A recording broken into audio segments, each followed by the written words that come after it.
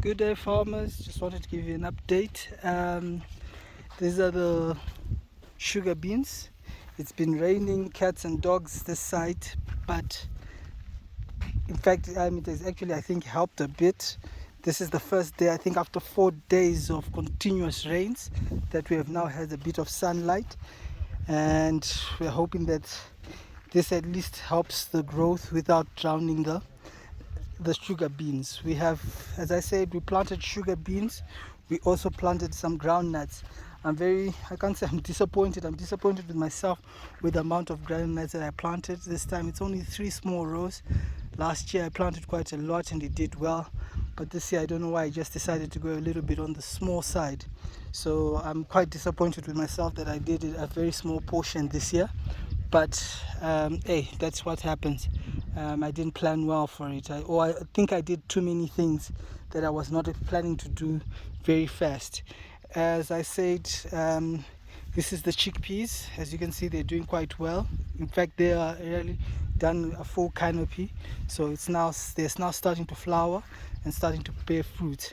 This is the last line of maize that we planted.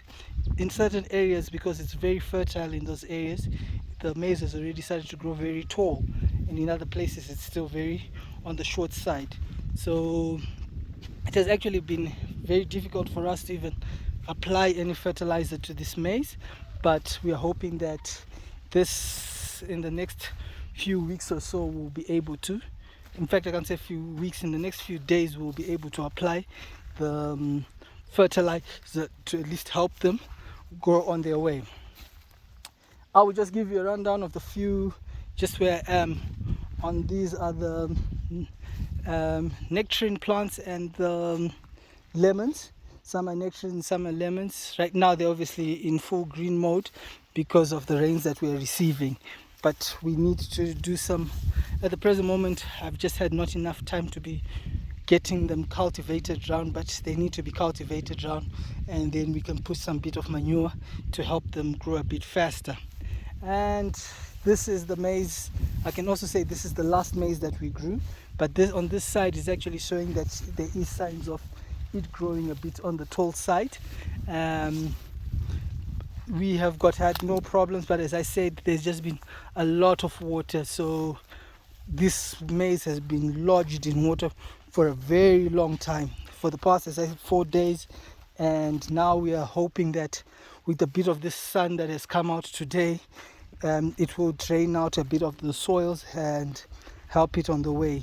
It has been predicted that the next 3 days it is sunny, so I'm hoping that for sure the next 3 days it stays sunny for the next 3 days, to at least take out a lot of this water and help us also do a little bit of other things to it, which is more like giving it fertilizer. As you can see, it has been cleaned. We have cleared the land. We have taken out some of the weeds. Again, the weeds are starting to come out, so we need to suppress this weed again. But most likely this time it's going to be a bit of chemicals to suppress the weeds, and we take it on from there. As you can see, the ones which are on the hill, mountain hill, this is like what we call a mountain hill. In Shona we call it a churu. This maize has done extremely well, due to the fact that the soil that is on a mountain hill is very fertile, due to the ants, how they build those mountains. It makes the soil very fertile.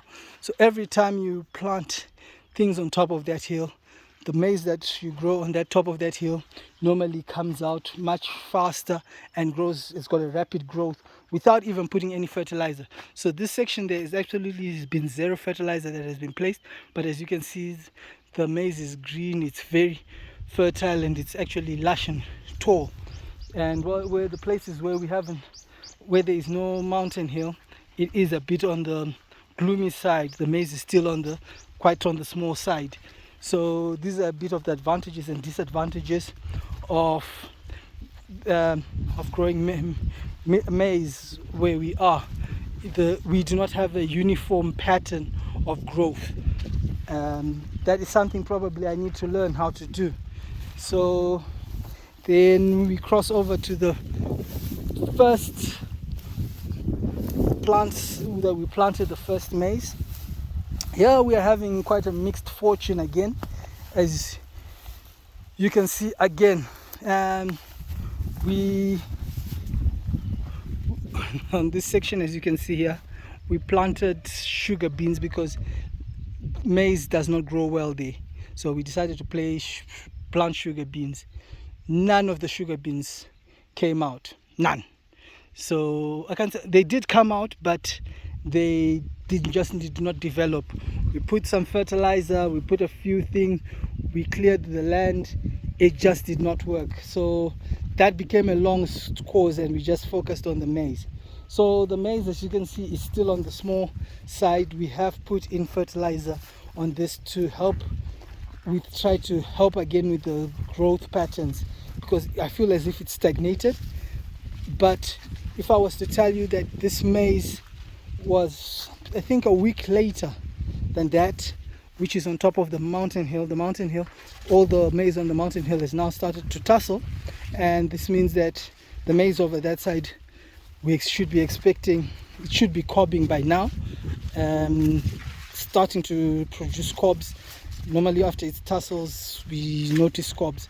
The thing about the maize that we did plant here, it is not a tall maize, it's a very short maize. This maize is mainly a short variety of maize.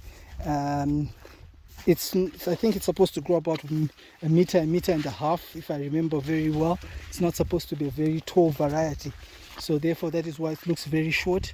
And yes, as I said, it's starting to tassel. I hope I can show you one that has already started to tassel. There we have one. We're starting to show signs of cobs on the sides in some of them. So we are hoping that this year we do get a good crop out of this.